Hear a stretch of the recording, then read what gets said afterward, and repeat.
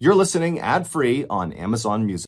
It was past midnight in June of 2020 in Sandusky, Ohio, and 25-year-old Lauren Wells lay in her bed wide awake. She had to be up early for work and had been trying to fall asleep for hours, but all night long, the faint sound of music coming from her upstairs neighbors had made sleep impossible. The tune they kept playing was extremely irritating. Sometimes it was very generic sounding, like elevator music. Then it seemed to switch to some kind of strange experimental jazz. Lauren had just moved into her apartment and didn't want to cause any trouble with her new neighbors, but they clearly were not stopping anytime soon. So she finally climbed out of bed and grabbed her broom. She was just about to knock on the ceiling with her broom when the direction of the music suddenly changed. Now it sounded like it was coming from next door. Lauren shook her head in frustration. She didn't want to start a fight with the entire complex, so she climbed back into her bed and threw her pillow over her head. She could still hear the music, but eventually she drifted off to sleep. The next morning at 8 a.m., Lauren arrived at her job as a nursing home administrator. She had just been hired 2 months ago, and she was proud that she'd gotten this position at such a young age. Running the nursing home was Lauren's dream job. She loved interacting with the elderly residents and wanted to make a difference in their lives. So even though she was running on fumes at this point from a lack of sleep, Lauren pushed through the day, checking in on staff and residents, and running various meetings. Thankfully, it was a Friday, so Lauren had the weekend to look forward to. She and her friends were heading to one of the islands off of Lake Erie, which is one of the Great Lakes. Lauren hoped some time outdoors would help her regain some energy. And the weekend getaway was just what she needed. The sun was out, there was a gentle breeze over the lake, and the water was cool and refreshing. Lauren was excited to reconnect with her best friends, and on their first night out, they went out to dance and have some drinks. She forgot about work and her annoying neighbors and just enjoyed herself. But as the evening progressed, Lauren found herself using the bathroom more than usual, but she figured it was just because she was drinking. A little while later, when she was on the dance floor, she felt a sharp pain on her left side. The pain stayed with her the rest of the night. She thought it was menstrual cramps and did her best to ignore them. Nothing was going to stop her from having a fun weekend. And by the time she got home Sunday night, she was feeling better, just like she had hoped. But soon after Lauren stepped into her apartment, her good mood evaporated. Her neighbors were playing that annoying elevator music again. The faint melodies seemed to be coming from everywhere and nowhere at the same time. Lauren dropped her bags and shook her head. She wasn't going to let this upset her. It was late and she knew she needed to get some sleep. So she unpacked and got ready for bed. But just like before, it was impossible to relax with that music coming through the walls. She tossed and turned for hours until finally exhaustion overtook her. When Monday morning rolled around, Lauren was definitely not feeling well. She figured she was paying for her weekend of partying, so she tried to shake it off. She made herself a cup of coffee and got on the treadmill for her daily run. But she'd only been on the treadmill for a minute when once again she felt an intense pain in her left side and had to stop running.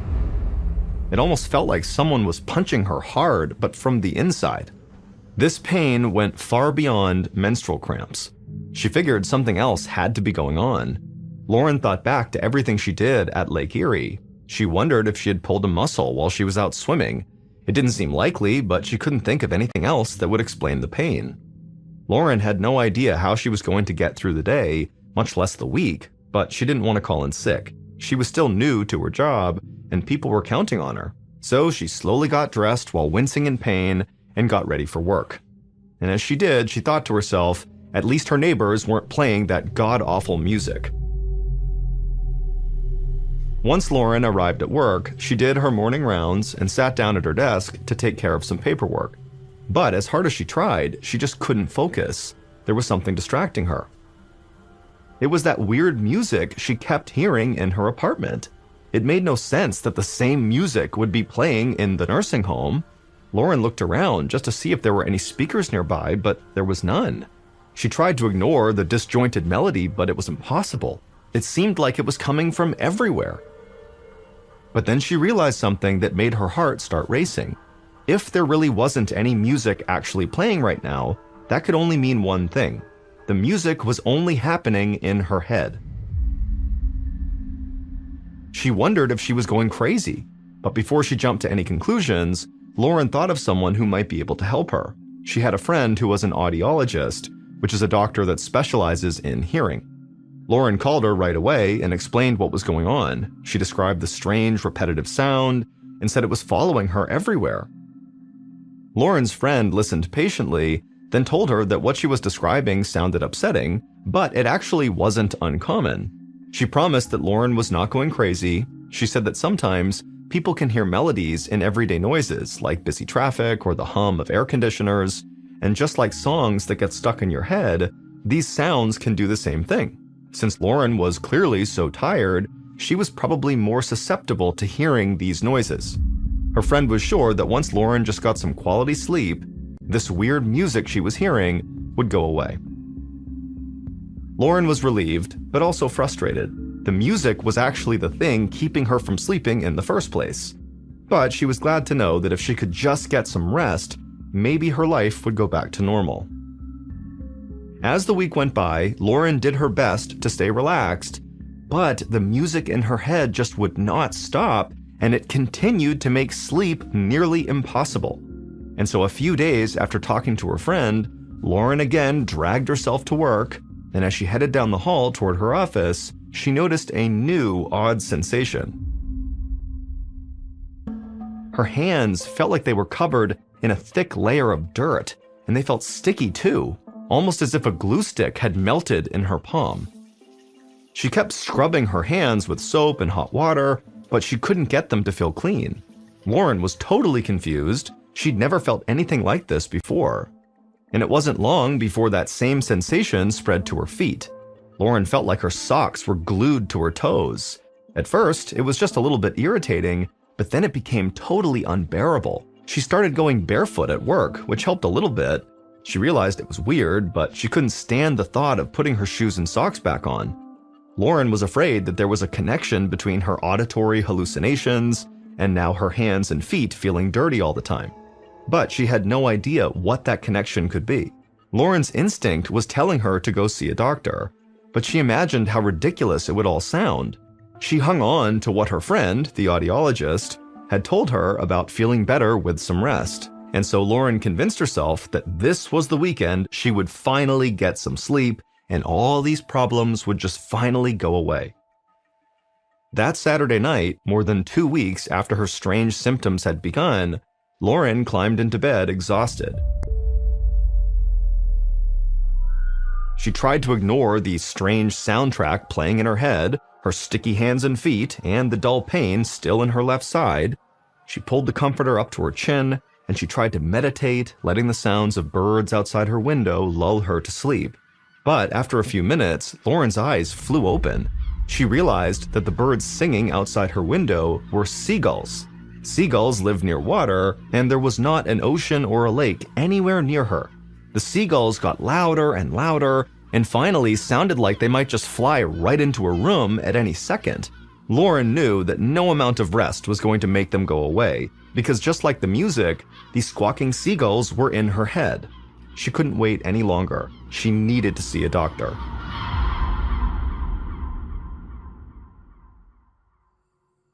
Almost 500 miles away in Easton, Pennsylvania, Lauren's father, Brad, was sound asleep at home when his phone rang.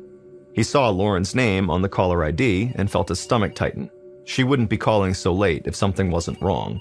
After he answered the phone, Lauren told him what had been going on for the past couple of weeks. She had reached the point where she was so worried about her symptoms that she was heading to the emergency room to get checked out. Brad could hear the panic in her voice, and that made him scared. He was fully awake now, calculating how long it would take him to drive to Ohio. He jumped out of bed and reached for his clothes, telling Lauren he was on his way, but she told him he should stay home. She wanted to see what the doctor had to say before he made such a long trip. Brad reluctantly agreed to hold off, but he told Lauren to call as soon as she had any answers. 30 minutes after talking to her father, Lauren arrived at the emergency room.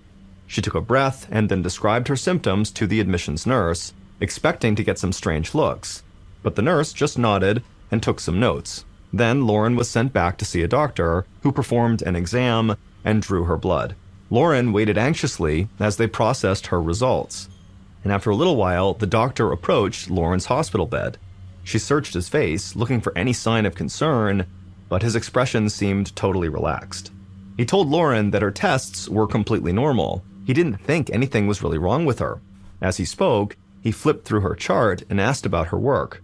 She explained she'd recently moved and started a new job. The doctor nodded and said he understood, and he said, Lauren, you're probably just stressed.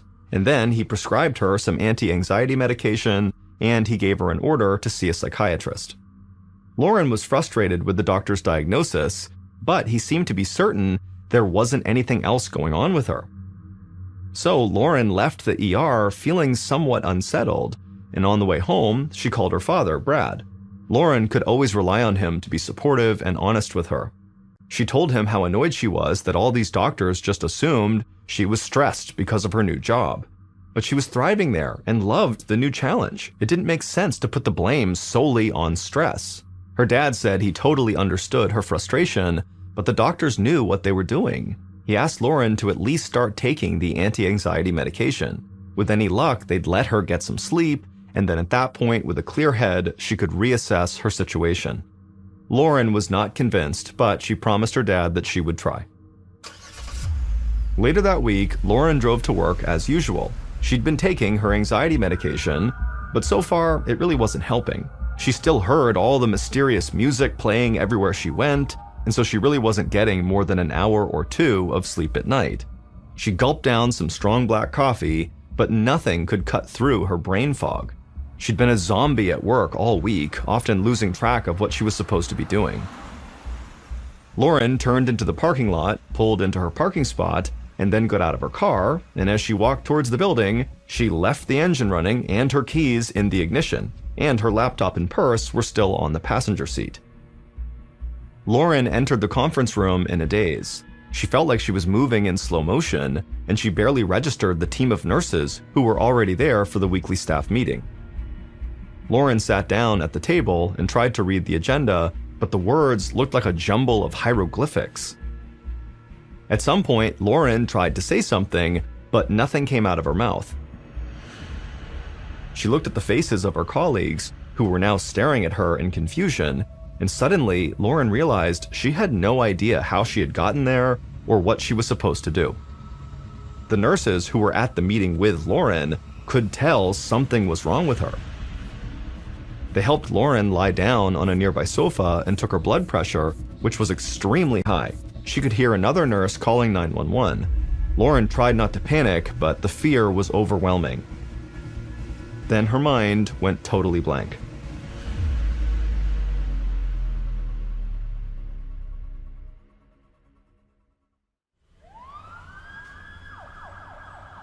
By the time the ambulance arrived, Lauren was starting to come out of her trance-like state.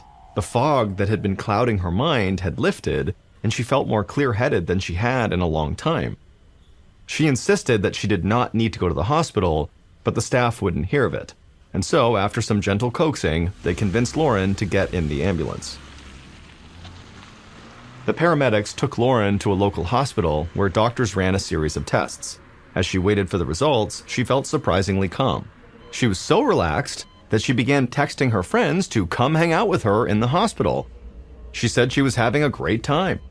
Lauren's friends were taken aback by these text messages. They knew what she was going through, and this just didn't sound like her at all. A little while later, Lauren's father, Brad, was busy at work when his cell phone rang. He'd been on edge the whole week, worrying about his daughter. When he saw it wasn't her number, he felt relieved. But then he realized the person calling him had an area code from Sandusky, the town where Lauren lived. Brad's stomach tightened as he answered. It was one of Lauren's friends. She told Brad that Lauren was in the hospital and that she was not doing well.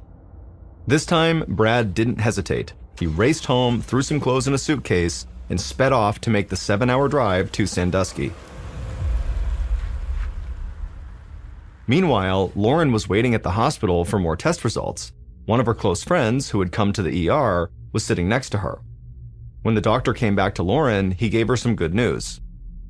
Her test results had all come back negative, just like before. They couldn't explain what had happened to her at work, but physically she was fine and she could be discharged. Lauren thanked him, then she turned to her friend and said that it must have been another false alarm. But Lauren could tell her friend still looked worried.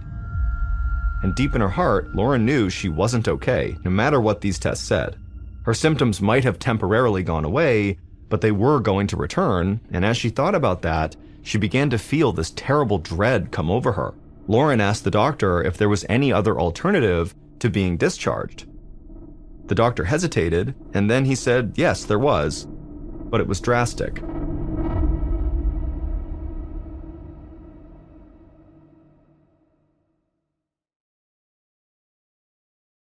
Seven hours later, Brad finally arrived at the hospital in Sandusky, and he raced to the admissions desk.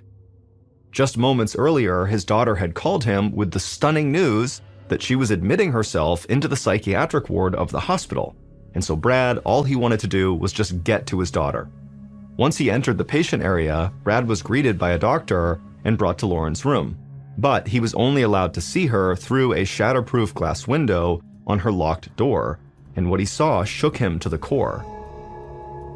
Lauren was writhing on the floor, screaming and begging to be let out. She was trying to tear off her shirt. Food was splattered on the walls, and an empty tray and plate were upside down on the floor. Brad was stunned.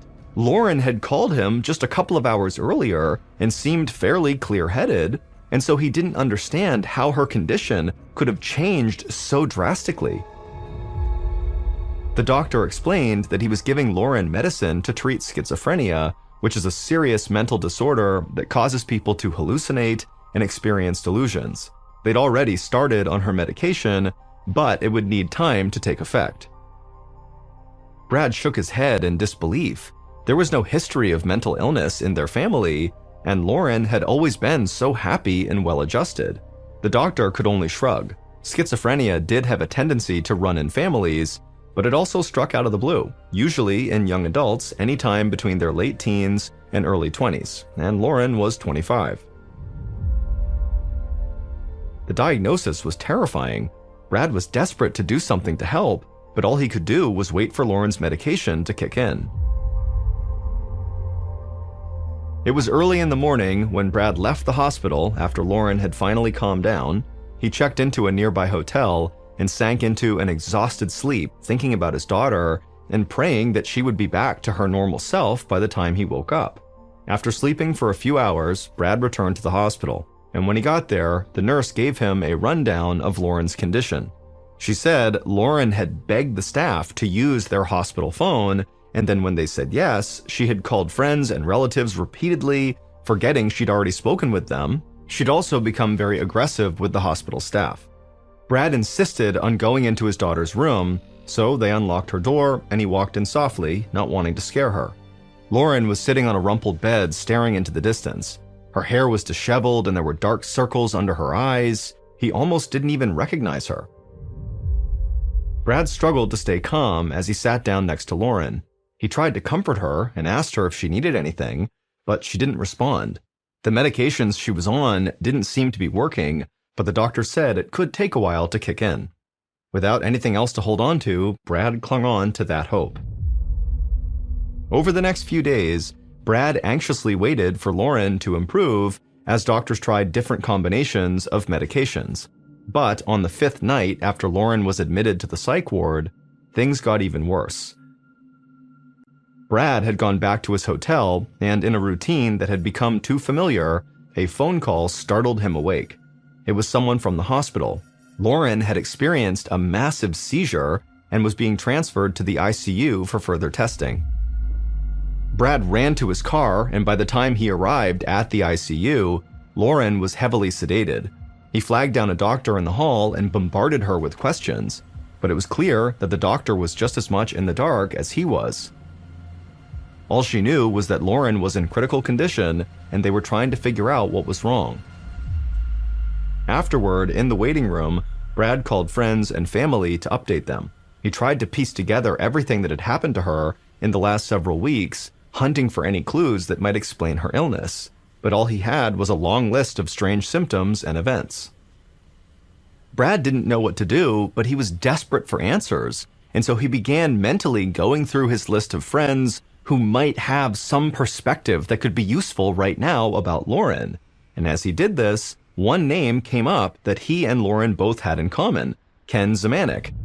Ken was the father of twin girls who were Lauren's best friends from childhood, and he was also a psychiatrist. And so Brad hoped Ken could provide some perspective about Lauren's mental state. When he got Ken on the phone, Brad was afraid that Ken would tell him the same things as all the other doctors, that it was possible Lauren had schizophrenia, or that Brad just needed to be patient and wait for more test results. But once Brad finished going through Lauren's extensive list of strange symptoms, Ken didn't say a word. After a long pause, he said that the hallucinations and mood swings did point to a mental issue. But what troubled Ken was the seizure.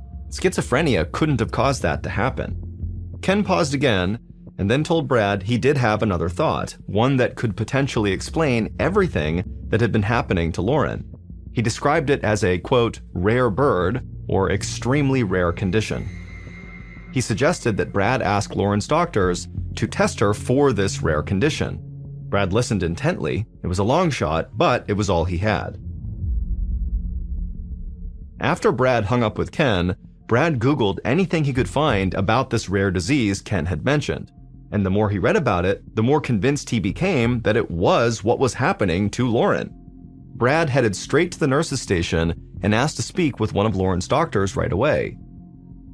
For the first time since Lauren's nightmare had started, he felt a real glimmer of hope.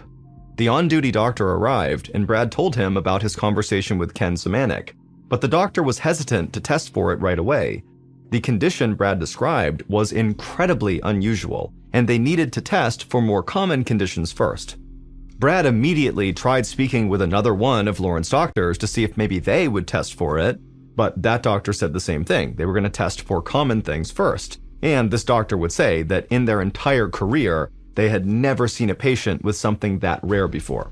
And so a parade of specialists marched in and out of Lauren's room, but every test they ran was inconclusive. As the hours ticked by, Brad's frustration grew. The next morning, Brad arrived at the hospital and headed straight to the ICU. As he walked down the hallway leading to Lauren's room, he heard a commotion of voices and the sound of beeping monitors. He ran into his daughter's room and saw a team of doctors hovering over Lauren. She was lying motionless on the bed and her eyes were closed. Brad stood there in shocked silence until a doctor noticed him and rushed over. He told Brad that Lauren's vital signs were dropping and they were working to get her stabilized. And so Brad needed to leave and go to the waiting area until the situation was under control. But Brad was sick of waiting in a medical twilight zone. His daughter was on the verge of death and they still had no idea what was wrong with her. He demanded they run the tests that he had requested about this rare illness. The doctor hesitated, but then nodded. He finally admitted that they were hitting a total brick wall and were at an absolute loss. But they were at a small community hospital, and so their resources were very limited to both test and treat Lauren for this rare condition if she were to have it. And so if Brad wanted to get her the help she needed, they'd have to transfer her to the Cleveland clinic, which was over an hour away. However, getting there was a huge risk. Lauren was so weak she could die on the transit. Brad was facing the biggest decision of his life, but he didn't hesitate. A few minutes later, Lauren was loaded into the back of an ambulance, headed for the Cleveland clinic. Brad followed behind in his car, praying his daughter could hold on just a little longer. When the ambulance finally arrived at the clinic, a medical team was waiting. Brad quickly parked his car and joined them as the team grabbed the gurney that Lauren was on and rushed her towards the entrance. Brad tried to stay calm as he watched them wheel her to the neurological ICU. Lauren's heartbeat barely registered, and she was having trouble breathing on her own. The doctors told Brad that her brain had also begun to swell, and so they needed to put her into a medically induced coma to help bring the swelling down. Lauren was given a strong sedative through an IV drip to put her into a state of unconsciousness. She was then hooked up to a ventilator that went into her mouth and down her throat to keep her breathing, and a feeding tube was inserted inside her nose and down into her stomach. Brad tried not to show how scared he was. but he knew Lauren was hanging on by a thread. Brad spent the next several hours anxiously pacing in the lobby of the ICU while the heads of several departments at the Cleveland Clinic teamed up in an attempt to save Lauren's life. Finally, one of Lauren's doctors walked in with the results of Lauren's newest round of tests. The doctor was incredulous.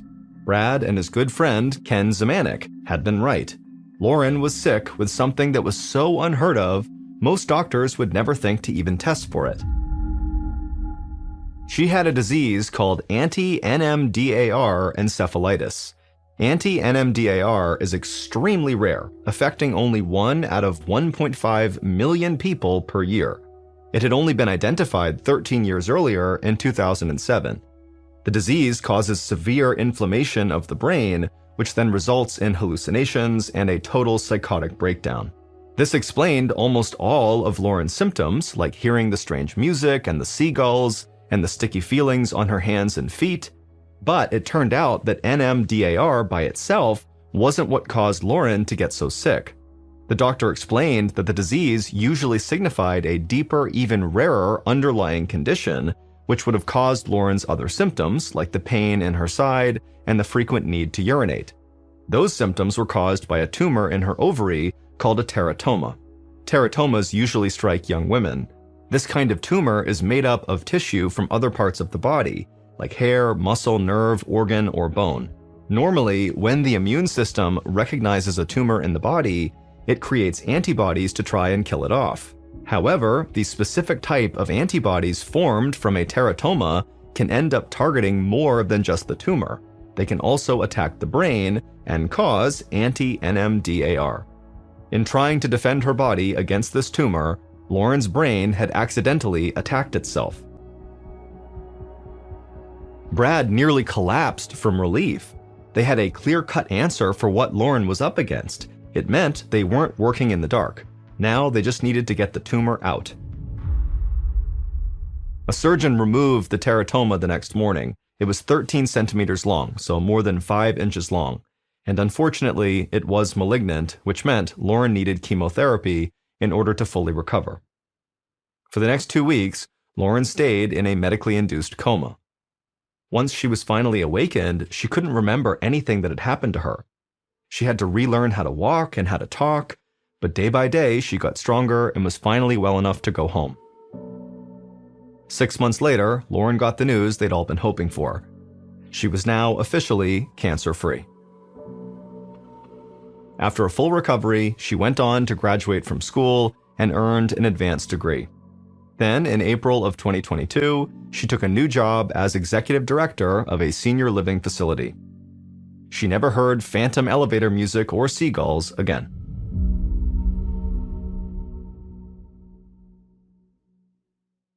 It was a chilly morning on September 15, 2007. A sheep farmer named Gregorio Yaruri sat on his porch, sipping a mug of coffee and looking at the distant mountain peaks that surrounded his hometown of Carancas, a small village in southern Peru. It was silent except for the sheep bleating in the pasture. Then Gregorio heard a low sound, like a hum. At first, the noise was faint, and it sounded like it was coming from miles away. Then the hum grew louder, and the coffee in his mug started to vibrate. A moment later, pebbles on the ground surrounding his porch began to shake as the hum turned into a roar. Alarmed, Gregorio set down his mug and leaped down into the yard. He looked around, trying to figure out if the noise was human-made or maybe an earthquake. He covered his ears as the hum roared to a deafening scream.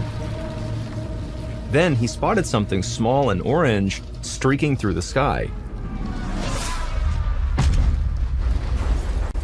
An instant later, a sonic boom whipped across the valley, shattering a window in Gregorio's house. He was thrown onto his back and he rolled a few times before steadying himself in the dirt. Noises began to erupt all across the plain. Gregorio could hear dogs howling and shouts coming from some of the neighboring farms. Gregorio was bracing himself for something else to happen, but the sky above him was bright blue again. So he stood up, feeling totally shell-shocked, as he brushed the dust from his pants. He scanned the horizon for some clue as to what had caused this explosion. In the distance, he could see a plume of thick black smoke rising 100 feet into the air. At first, Gregorio was filled with dread. Then, a sense of determination swelled up inside of him. He needed to know what had just fallen from the sky. He ran for the bicycle he kept leaning up against the side of his house. He brushed the glass shards from his broken window off the seat, and then he hopped on and he set his feet on the pedals and took off towards the tower of smoke.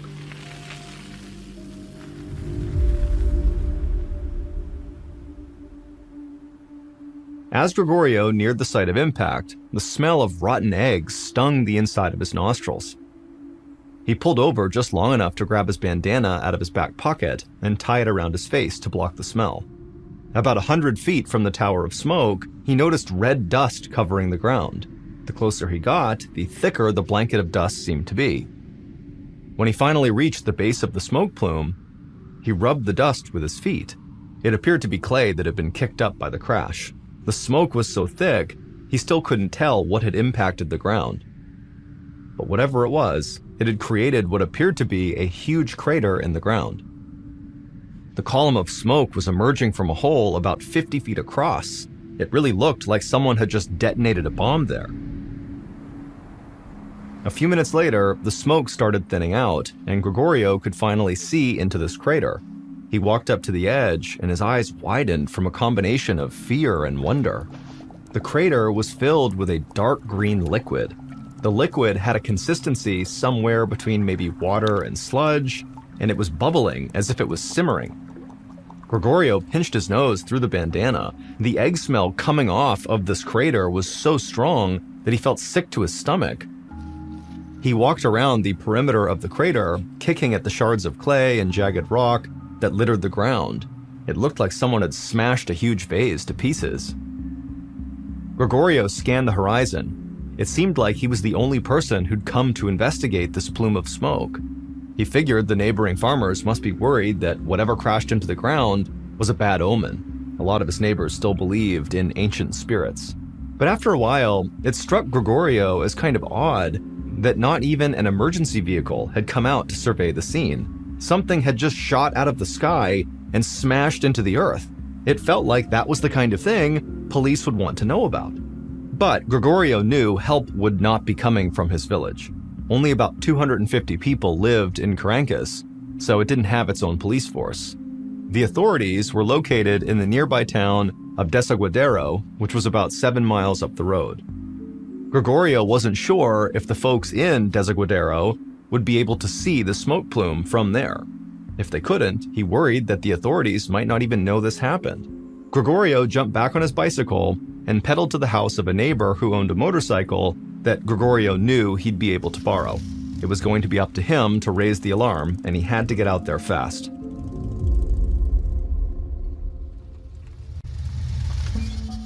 About 20 minutes later, Gregorio parked his borrowed motorcycle in front of the police station in Desaguadero and then walked inside. He was greeted by a tired-looking receptionist with the phone pressed to her ear. It seemed like she'd been talking to people for hours. 3 deputies were talking loudly about an airstrike. It took a minute for Gregorio to realize what was going on. The police did know about this explosion. One of them had seen the orange streak in the sky, but they thought that Caracas had actually been struck by a missile. Gregorio waved down one of the officers and explained he had seen a crater filled with this green ooze that smelled terrible. The officer disappeared into a back room for a moment, and then he returned with the chief of police. They asked if Gregorio could lead them to the crash site. Gregorio agreed. Soon, he was back on his neighbor's motorcycle, leading police cars along the 7-mile road back to the Caracas countryside. As the crash site came into view, Gregorio could see people moving around the rim of the crater. As he drew even closer, he realized that dozens of villagers from Caracas had come to see what had caused the smoke. He guessed that when the black plume of smoke had dissipated, the neighbors figured it was now safe to come take a look. Gregorio pulled over his motorcycle about 20 yards from the crater and dismounted. The police cars fanned out around him. As policemen approached the perimeter of the crater, Gregorio noticed his neighbors picking up rock fragments as souvenirs and pointing at the green liquid at the bottom of the massive hole. Gregorio overheard a nearby couple speculate that maybe this was the result of a missile strike from Peru's neighbor and rival, Chile. One teenage boy was talking excitedly, telling his friends they were probably just attacked by a UFO. An old woman, who Gregorio assumed was the boy's grandmother, told him to be quiet. This was clearly a sign of bad things to come, a curse sent by the spirits. She sounded terrified. Gregorio did not find any of these theories very convincing. However, he wasn't ready to offer any of his own. But the strange explosion had him just as curious as his neighbors. He picked up a shard of deep red rock near his feet and slipped it into his coat pocket, just as another car pulled onto the scene. Gregorio recognized the mayor of Caracas, Maximiliano Trujillo. Mayor Trujillo stepped out of the back seat, squinting in the sunlight. The mayor walked toward the crater, looking stunned. He stopped right next to Gregorio and asked what happened. Gregorio just shrugged, still in disbelief. Straight ahead of them, a pile of black rocks were smoking at the edge of the crater. The mayor's eyes widened when he saw them, and he began walking toward the crater to get a better look.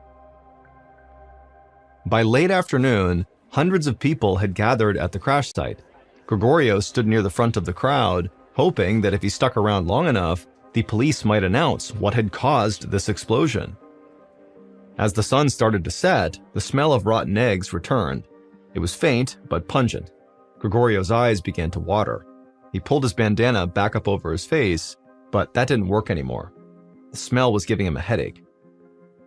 A few minutes later, a short woman standing near Gregorio leaned over and began vomiting, and she wasn't the only one. People all around the crater were starting to get sick. Between the rotten smell coming off the green sludge and now the vomit, the air around the crater was now so thick that Gregorio thought he might faint. He fought his way through the crowd back to his motorcycle and sped off towards home, sucking in the fresh air as he went. When he walked through his front door, his phone was ringing. It was his son, who had moved about 6 hours away for a job after he had graduated school. As Gregorio told him about the afternoon's excitement, he took the rock out of his pocket and he laid it on the kitchen table. He began to describe its deep red color, but his son cut him off. He begged Gregorio not to touch it. If Caracas was attacked by a missile, then this red rock could very likely be radioactive. Gregorio remembered the people getting sick at the crater.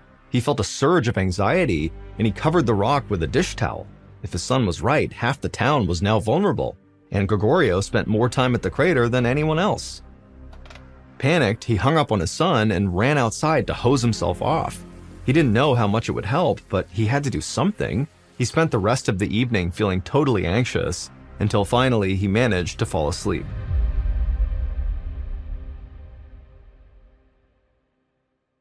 The next morning, Gregorio woke up with the sun as usual. He still felt a bit queasy, but no worse than the night before. He breathed a big sigh of relief, because he figured that radiation poisoning would have made him feel a lot sicker by now, and so probably he was in the clear. As the sunrise turned the sky a vivid pink, Gregorio walked out of his house towards the sheep pen. He grabbed tufts of hay and dried grass and scattered them on the ground, and the sheep came running over to graze. Gregorio watched until one of the sheep picked its head up and ambled away. Then he noticed something unusual. There were dark splotches on the hay right where the sheep's head had been. It took Gregorio a moment to realize what he was looking at. He walked over and grabbed the sheep that had ambled off, and he lifted its head up, and blood was trickling out of its nose. Then he looked at the ground. Another splotch of blood stained the hay beneath his feet. As he walked the length of the pen, he found drops of blood spattered all over the ground. Gregorio rushed inside and called his vet, expecting to leave a voicemail since it was still early, but to his surprise, the vet actually picked up. He sounded wide awake, like he'd already been up for hours. He said that he'd been getting calls all morning. Livestock across Caracas were getting sick. The vet promised to make Gregorio's farm his next stop. Gregorio thanked him and hung up. He had no idea what kind of sickness had emerged from that crater, but it seemed like it could be deadly.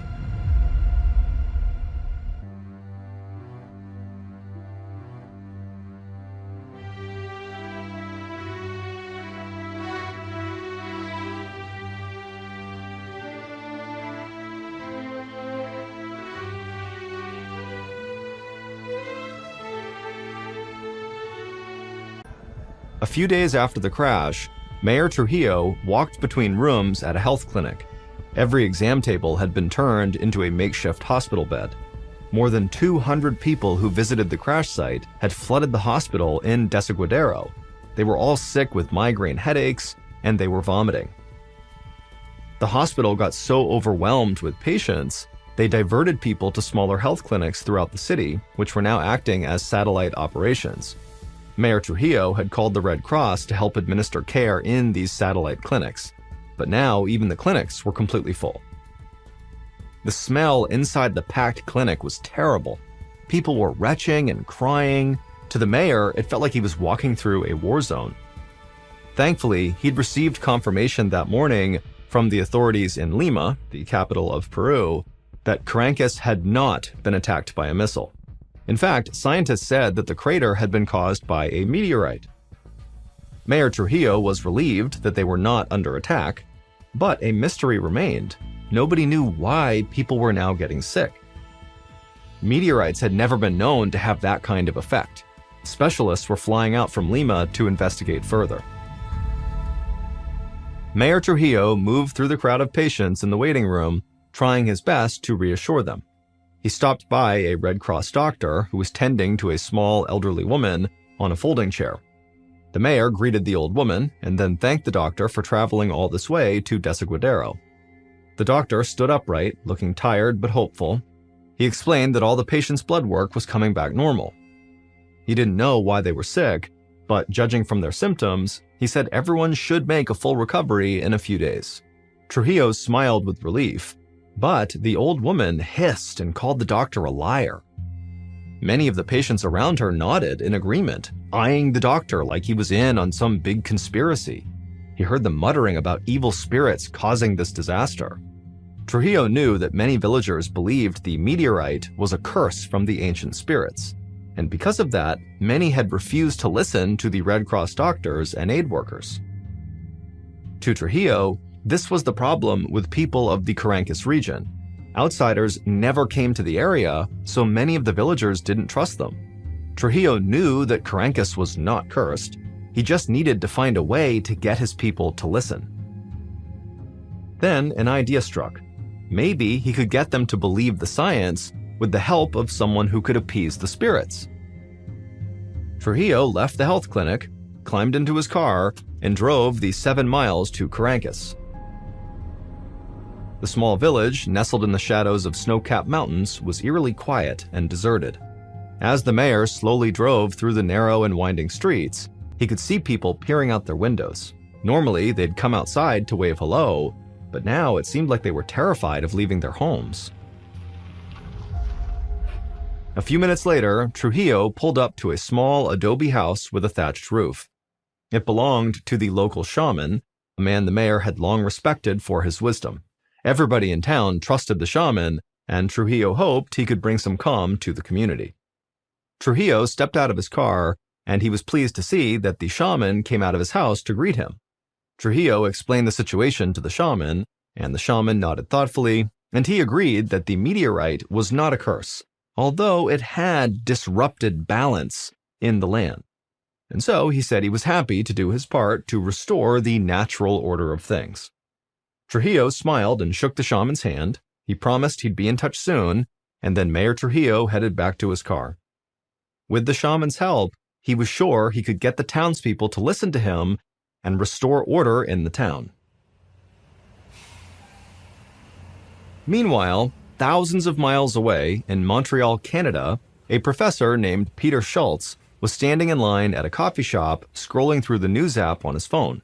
He taught Earth, Environmental, and Planetary Sciences at Brown University in Rhode Island, but he was in Montreal for a conference on craters made by meteorites and other space objects.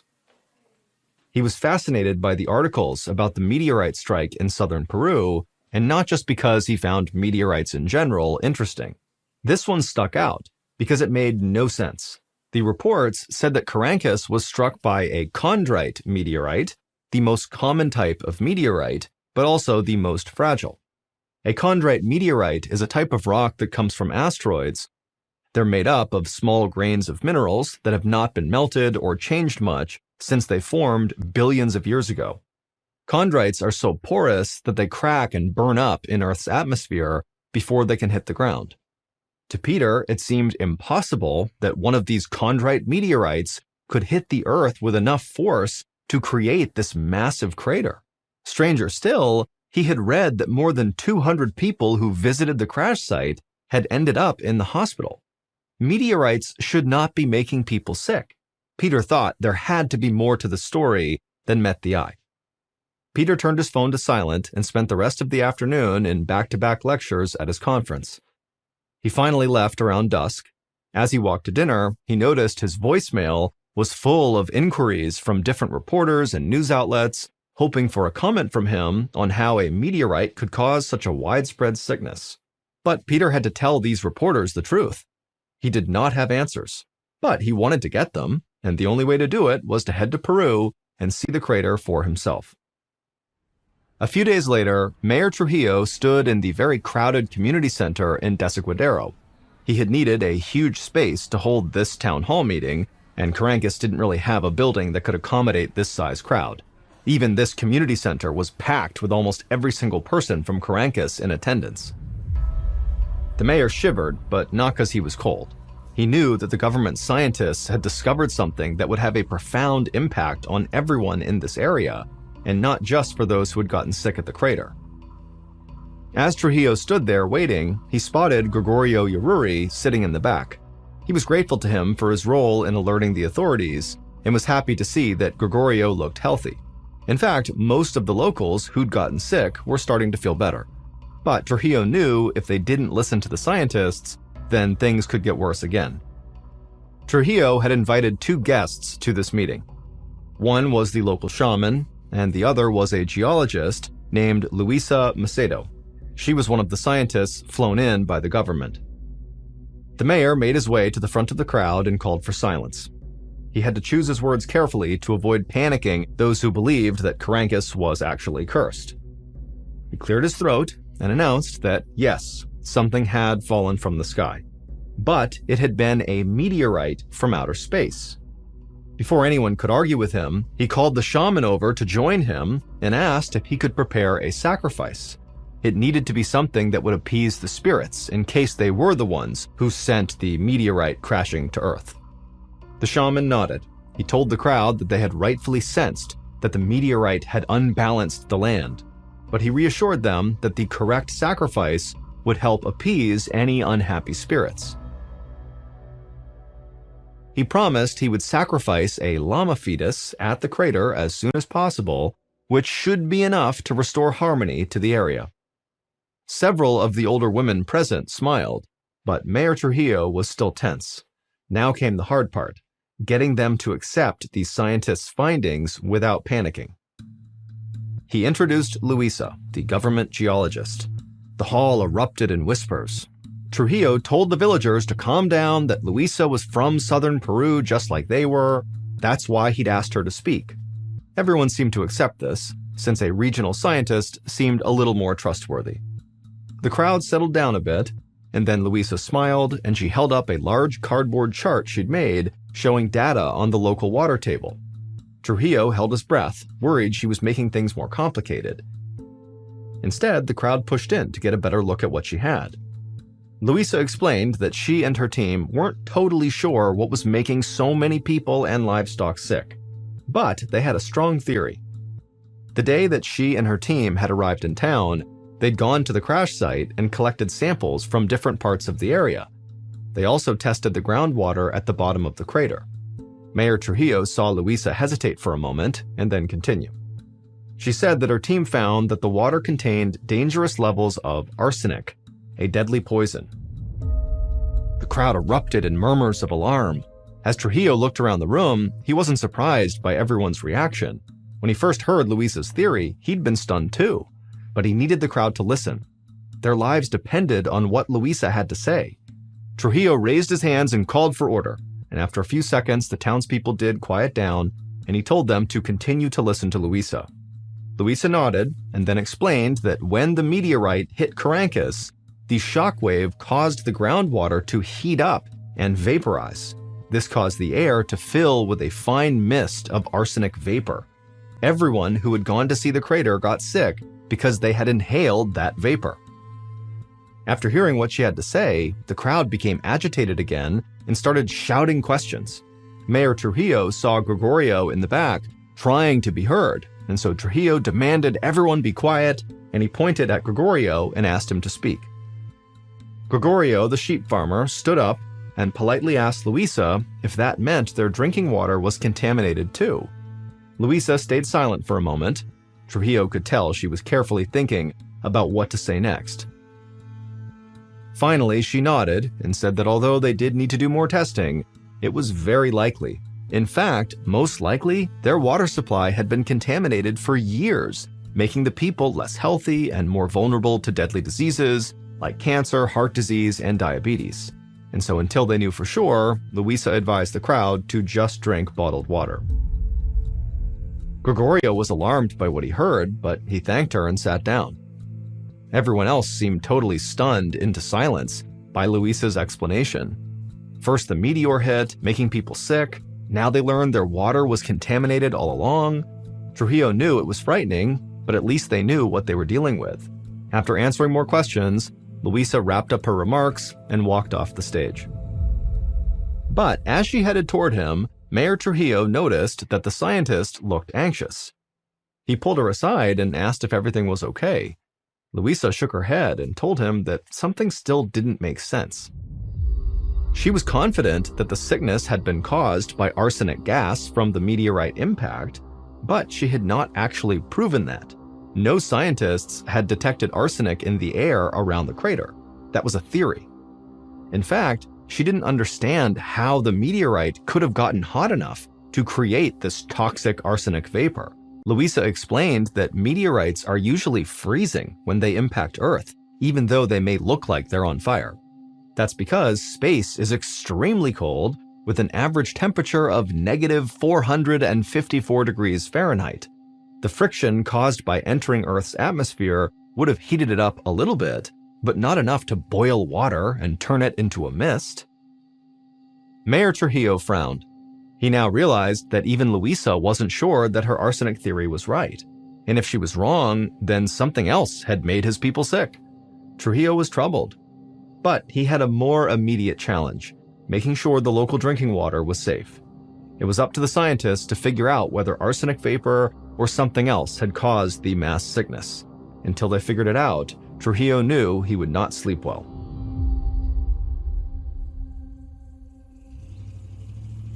A little over 2 months later, in December of 2007, Professor Peter Schultz arrived in Caracas to investigate the crash site. On a dry and sunny day, he drove through the winding roads of the rugged countryside until he reached the crater. Even though the rainy season had nearly filled it with water, he was struck by how massive it was. Peter had heard about Luisa Macedo's discovery of arsenic in the water. There was no debate that there was arsenic in the water itself, but so far, nobody had been able to explain how, or even if, arsenic got into the air. Until that was proven, there was still the possibility that some other chemical from the meteorite's impact had made everyone sick. If that was the case, the people of Caracas could still be in danger. Peter was determined to find the answer and make sure these people were safe. And over the next few weeks, he was able to slowly form a theory that connected all the dots. Usually, when chondrite meteorites shoot through the Earth's atmosphere, their fragile makeup causes them to shatter into hundreds of tiny pieces, which turn to ash long before they ever reach the Earth's surface. And that's what should have happened with this meteorite. Peter concluded that the Caracas meteorite survived its passage through the atmosphere because of its high speed and shallow entry angle. He believed that these factors, along with the heat from the Earth's atmosphere, caused the outer layers of the meteorite to melt and fuse back together. That made it dense enough to make it through the atmosphere, where it became superheated and unleashed the arsenic vapor once it hit the ground. All this meant that the people of Caracas were safe. It was the meteorite and not some other unidentified danger that heated up the arsenic-laced water and turned it into vapor. Thankfully, the damage caused by the meteorite's impact was not permanent. All the people who'd gotten sick, including Gregorio Yaruri, made a full recovery, and so did all the animals. Thanks to the research of Luisa Macedo and the other scientists, arsenic was detected in the drinking water, and nonprofit organizations have installed measures to make it safer. Even though the water is cleaner and the arsenic gas is long gone, the people of Carancas will always remember when, in a way, they were attacked by a UFO.